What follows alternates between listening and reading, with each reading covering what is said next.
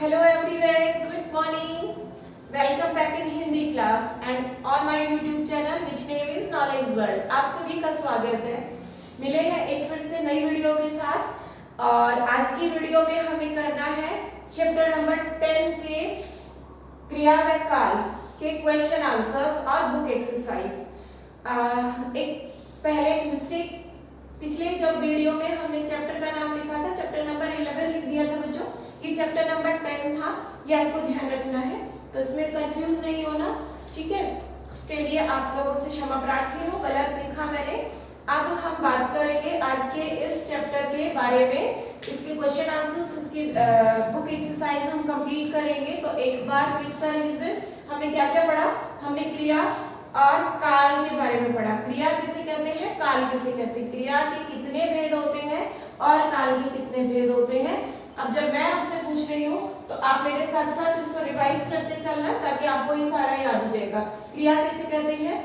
वे शब्द जिनसे हमें किसी काम के होने या करने का पता चले कि कोई काम हो रहा है या कोई काम किया जा रहा है, वहां पर क्या होगा, क्रिया होती है, वो शब्द क्रिया कहलाते हैं। फिर हमने पढ़ा था क्रिया के दो भेद होते हैं, अकर्मक क्रिया और सकर्मक क्रिया। अकर्मक क्रिया क्या होती है? जिसमें कर्म होता है, और सकर्मक क्रिया होती है जिसमें कर्म नहीं होता। उसके बाद हमने काल पढ़ा था कि क्रिया किस समय हो रही है, अर्थात क्रिया के होने या करने के काल का जहां पता चलता है वो हमारा काल कहलाएगा। समय जो है काल का दूसरा नाम समय होता है।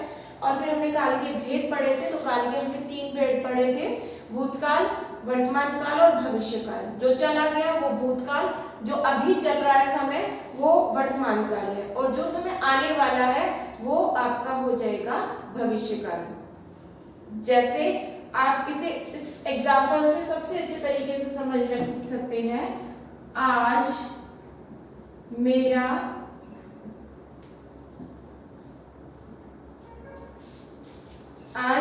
जन्मदिन है, ये एक एग्जाम्पल मैंने लिया, ठीक है। आज मेरा जन्मदिन है, ये हमने एग्जाम्पल लिया है जो समझने के लिए काल को सबसे अच्छा एग्जाम्पल है। कल मेरा जन्मदिन था,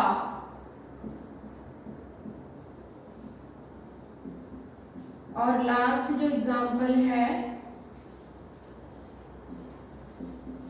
कल मेरा जन्मदिन होगा।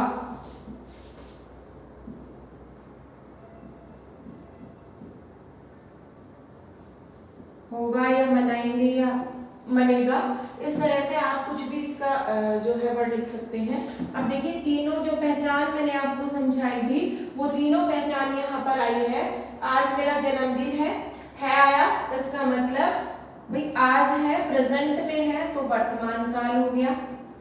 था यानी कल था तो ये हो गया हमारा भूतकाल, भाई आ चुका और आके जा चुका, ठीक है, ये काम पूरा हो चुका है, अब तो अगले साल आएगा, तो आएगा ना, वो हो जाएगा गा आया लास्ट में। ये देखिए ये पहचान है, और ये हो गया भविष्य काल। इसी को भविष्य काल भी कह देते हैं, संस्कृत वर्ड भविष्य काल है और हिंदी में इसे भविष्य काल कहते हैं। तो ये जो है सबसे अच्छा एग्जाम्पल है। इस एग्जाम्पल को आप आराम से याद भी रख सकते हैं और तीनों काल जो है वो आपको समझ में भी इससे आसानी से आ जाएंगे। चलिए अब मूव करते हैं आज की बुक एक्सरसाइज की साइड। सबसे पहले क्वेश्चन आंसर्स है, तो क्वेश्चन आंसर्स को कर लेते हैं। और हमारा पहला प्रश्न जो है वो डेफिनेशन पूछी गई है हमसे, और डेफिनेशन है क्रिया की, कि क्रिया किससे कहते हैं, ठीक है। पहला प्रश्न हमारा क्या रहेगा? प्रश्न नंबर 1, क्रिया किसे कहते हैं? मैं बच्चों आंसर नहीं लिख रही हूँ, मैं सिर्फ उत्तर लिखूंगी, आप लोग अपने आप प्रश्न लिखेंगे, ठीक है। प्रश्न नंबर 1 है, क्रिया किसे कहते हैं? तो वे शब्द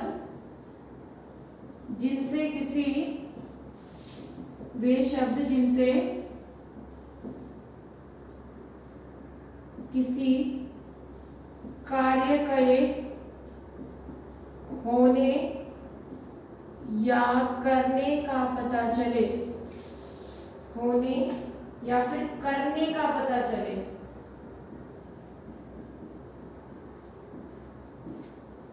क्रिया कहलाते हैं। मतलब या तो वो कार्य स्वयं हो रहा है या फिर किसी के द्वारा किया जा रहा है। तो वे शब्द जिनसे किसी कार्य के होने या करने का पता चले वो कहलाएंगे हमारे क्रिया।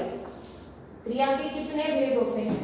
उत्तर नंबर 2 में हमसे पूछा गया क्रिया के कितने भेद होते हैं, और आप मुझे कमेंट करके जल्दी से बताएंगे कि क्रिया के कितने भेद होते हैं, क्योंकि लास्ट वीडियो में मैंने बहुत अच्छे से आपको समझाया था कि क्रिया के कितने भेद होते हैं।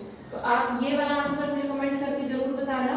अभी मैं यहाँ आंसर लिखा रही हूँ, लेकिन आप इस आंसर को सुनने से पहले कमेंट करना, ठीक है। क्रिया के 2 भेद होते हैं।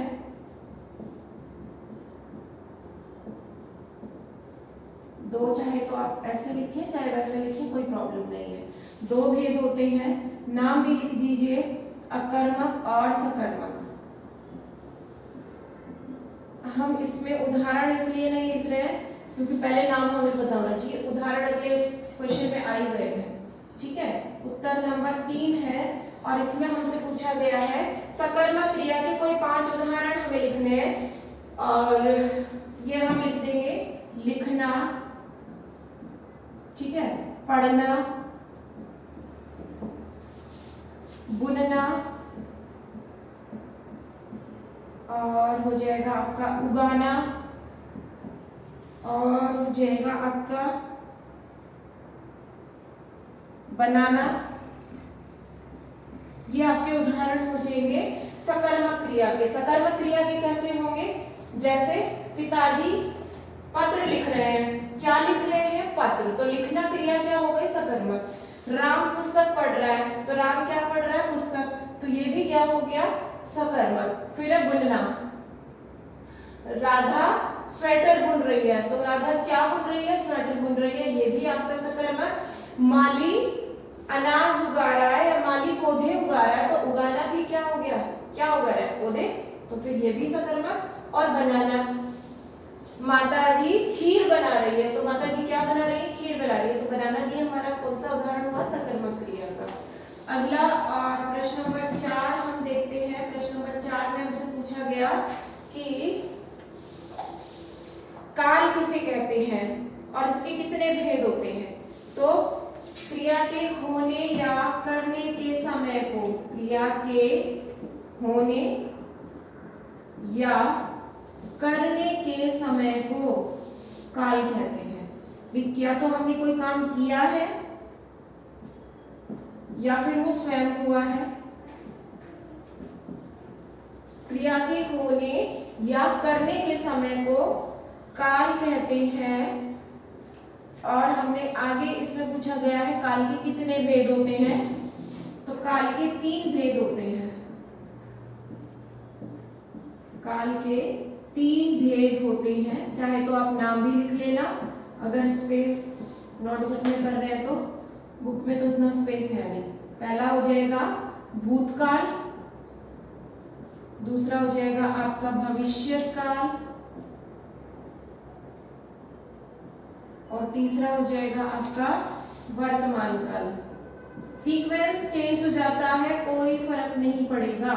अगर आप पहले वर्तमान लिख दिया, पहले भविष्य लिख दिया, या पहले भूत लिख दिया, कुछ भी लिखिए, बस आपको मीनिंग पता होना चाहिए कि जो हो चुका है वो भूतकाल है, जो अभी चल रहा है वो हमारा वर्तमान, और जो आने वाला समय है वो कहलाएगा हमारा भविष्य काल। इतना आपको पता होना चाहिए।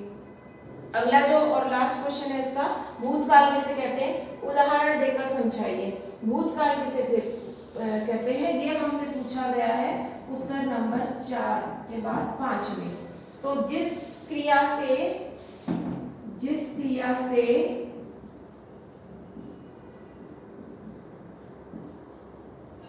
किसी कार्य के बीते हुए समय में होने का पता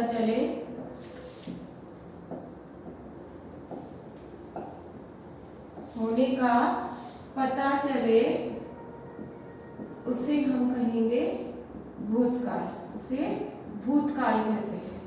मतलब कि भाई कोई क्रिया हो चुकी है, काम हो चुका है वहां पर कौन सा काल होगा? भूतकाल, उसे भूतकाल कहते हैं। उदाहरण पूछा, जैसे अभी मैंने उदाहरण बताया था, कल मेरा जन्मदिन था, भूतकाल हो चुका है क्योंकि जन्मदिन था और वो हम मना चुके हैं, वो भूतकाल हो गया। तो ये हो गए हमारे इस चैप्टर के क्वेश्चन आंसर्स। अब हम बुक एक्सरसाइज की ओर बढ़ते हैं और सबसे पहला हमें है क्वेश्चन कि हमें कुछ क्रियाएं दी गई हैं क्वेश्चन में, उन क्रियाओं का उचित रूप अकॉर्डिंग टू सेंटेंस हमें फिल करना है कि उसमें कौन सा वाक्य जो है सही से बनेगा, क्या क्रिया का रूप उसमें लगेगा, ये हमें बताना है। जैसे कार सड़क पर डैश है और चलना शब्द दिया है, तो कार सड़क पर क्या चलती है, ठीक है। उत्तर नंबर 2 हो जाएगा ये प्रश्न नंबर 2 का, और इसमें फर्स्ट ऑप्शन है चलती, ऑलरेडी गिवन है, आंसर सॉल्व किया गया है कि कार सड़क पर चलती है। ऐसे ही अगला सेंटेंस हमें दिया गया, हम आंखों से डैश है, और उदाहरण जो शब्द दिया है, क्रिया जो दी है वो दी है हमें देखना, तो हम आंखों से देखते हैं, ये हो जाएगा इसका सही रूप। फिर है छात्र विद्यालय में डैश है, पढ़ना क्रिया है, छात्र विद्यालय में क्या करते हैं? पढ़ते हैं, तो ये हो जाएगा छात्र विद्यालय में पढ़ते हैं। नेक्स्ट क्रिया की बात करें तो ये हो जाएगा ताजमहल को शाहजहां ने डैश था, बनवाना क्रिया दिया, तो उदाहरण के अकॉर्डिंग, इस एग्जांपल के अकॉर्डिंग जाएगा कि ताजमहल को शाहजहां ने बनवाया था, तो यहां पर आ जाएगा बनवाया। फिर अंतिम जो क्वेश्चन है इसका, बिली मेज पर, कूदना शब्द है और कूदना से हमें वाक्य बनाना है, पूरा करना है, तो कूदती ठीक है क्या? बिल्ली मेज पर कूदती, जी नहीं, कूदती होगा तो फिर है भी लगाना पड़ेगा ना, लेकिन अगर हम इसमें कूदी लिख दें, बिल्ली मेज पर कूदी, तो ये सही हो जाएगा। उसके बाद हमें कुछ और नहीं इसमें ऐड करना पड़ेगा। अब अगला है, कोई 3 वाक्य ऐसे लिखिए जिनसे काम के भविष्य काल में होने की सूचना मिलती हो। सिंपल भाषा में अगर क्वेश्चन की बात करें, इस क्वेश्चन में हमसे ये कहा गया है कि भविष्य काल के कोई 3 उदाहरण लिखिए, ठीक है, ये हमसे कहा गया है। तो प्रश्न नंबर 3, और इसमें पहला हमें 3 उदाहरण लिखने, मोहन कल दिल्ली जाएगा, क्योंकि भविष्य काल की बात कर रहे हैं भाई, कल परसों तरसों जब भी उसका मन करेगा तब जाएगा, ठीक है। फिर साहिल अखबार पढ़ेगा, अभी साहिल ने अखबार नहीं पढ़ा है, लेकिन जब उसका मन करेगा तब वो पढ़ लेगा, यानी वो क्रिया कर लेगा, ठीक है। तो ये हो गया साहिल अखबार पढ़ेगा। और नेक्स्ट उदाहरण की बात करें तो राधा गाना गाएगी, लेकिन कब गाएगी? वो आने वाले समय की बात है, ना वो अभी गा रही है ना उसने गाया है, तो ये आएगा। फिर है प्रश्न नंबर 4 में हमें किसके उदाहरण लिखने हैं? हमें लिखने हैं भूतकाल के। ऐसे 3 वाक्य लिखे जिनसे सूचना मिले कि काम समाप्त हो गया, अर्थात कौन से काल की बात की जा रही है? भूतकाल की। तो हमें 3 ऐसे उदाहरण लिखने हैं जो भूतकाल के हैं। जैसे अगर पहला लिखे, भारत सोने की चिड़िया था, ठीक है, पहले भारत जो है ना वो इतना सोना था भारत के पास कि भारत को सोने की चिड़िया कहा जाता था। अब अगला उदाहरण देखिए, यहाँ अंग्रेजों का शासन था, यहाँ किसका शासन था? कौन शासन करते थे हमारे यहाँ पर? तो यहाँ अंग्रेजों का शासन था, अंग्रेज लोग यहाँ शासन करते थे, उन्हीं का राज्य चलता था। और लास्ट उदाहरण की बात करें तो राम ने रावण को मारा, ये सारे काम हो चुके हैं, ठीक है, इसलिए ये भूतकाल है, राम ने रावण को मारा। ये हो गया हमारा उदाहरण किसका? भूतकाल के ये उदाहरण हो गए। अब प्रश्न नंबर 5 में अकर्मक क्रियाओं के उदाहरण हमसे पूछे गए वो कोई 3 उदाहरण लिखिए जिसमें क्रिया अकर्मक है, अर्थात कर्म नहीं है, ऐसी क्रियाएं हमें लिखनी है। तो ये मैं इरेज कर रही हूँ और आगे चलते हैं प्रश्न नंबर 5 की तरफ, जिसमें हमें अकर्मक क्रियाओं के उदाहरण लिखने हैं। तो बहुत सिंपल है, जितनी भी स्वाभाविक क्रियाएं होंगी वो सारी आपकी अकर्मक क्रियाएं हो जाएंगी। प्रश्न नंबर 5, तो इसका उदाहरण देखिए, बच्चा हंसता है। बच्चा क्या हंसता है? कुछ नहीं कह सकते, है ना, क्योंकि क्या से इसका कोई उत्तर ही नहीं मिलेगा। तो ये हो गया हमारा अकर्मक क्रिया का उदाहरण। पक्षी उड़ते हैं, ये भी क्या है? अकर्मक है। पक्षी क्या उड़ते हैं? भाई स्वाभाविक क्रिया है उड़ना। और अगर हम यहाँ कहें राम पतंग उड़ा रहा है, अब राम क्या उड़ा रहा है? पतंग, तब तो उत्तर मिला, तब तो सकर्मक है। लेकिन पक्षी उड़ते हैं कि उनकी स्वाभाविक क्रिया है। और अगला उदाहरण, केले रखे हैं। केले क्या रखे हैं? तो कोई आंसर नहीं मिलेगा, इसका मतलब ये भी हमारी कौन सी हो गई? अकर्मक क्रिया।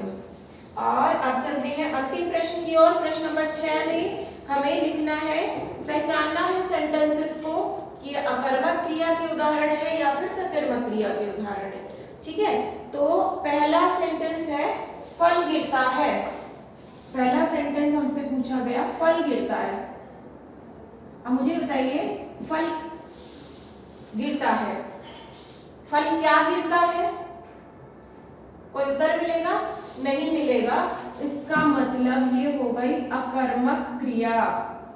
ठीक है, फिर है अगला सेंटेंस है, दर्शक फूल बरसाते हैं। अब आप सोचिए कि दर्शक करता है, बरसाना क्रिया है। अब दर्शक क्या बरसाते हैं? तो दर्शक फूल बरसाते हैं, उत्तर मिल रहा है। इसका मतलब ये हमारी कौन सी क्रिया? सकर्मक क्रिया। उसके बाद है हवा चलने लगी। हवा क्या चलने लगी? कोई उत्तर नहीं मिला, अर्थात ये उदाहरण हो गया हमारा अकर्मक क्रिया का। इसके बाद फूल मत तोड़ो। फूल क्या मत तोड़ो? क्या मत तोड़ो? फूल मत तोड़ो। तो तोड़ो से हमें क्रिया पूछनी है, क्या मत तोड़ो? फूल मत तोड़ो। ठीक है, तो यहां पर है ये सकर्मक।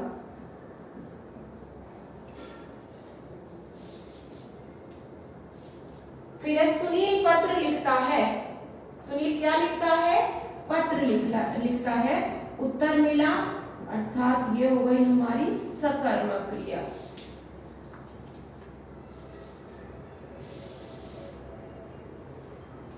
फिर है सुधा बाजार जा रही है। सुधा क्या जा रही है? बाजार जा रही है। क्या जा रही है या कहाँ जा रही है? ये तो कहाँ का उत्तर हुआ। और मैंने आपसे कहा था कि हमें कहाँ से प्रश्न नहीं पूछना है, तो हमारा ये प्रश्न रहेगा अकर्मक। फिर है अध्यापक पढ़ाते हैं। अध्यापक क्या पढ़ाते हैं? इसका भी यहाँ कोई उत्तर नहीं मिला, तो ये भी आपका हो जाएगा अकर्मक। ठीक है, तो देखिए इसमें हमारा ख, घ और ग, ये 3 तो है सकर्मक, जबकि क, ग और च, छ ये हो गए आपके अकर्मक।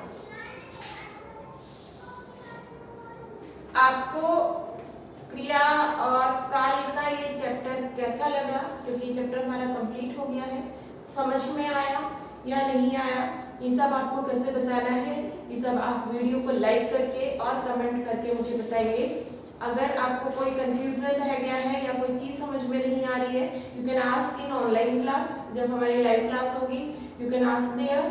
ठीक है, आज हमने ये चैप्टर हमारा कंप्लीट कर लिया है।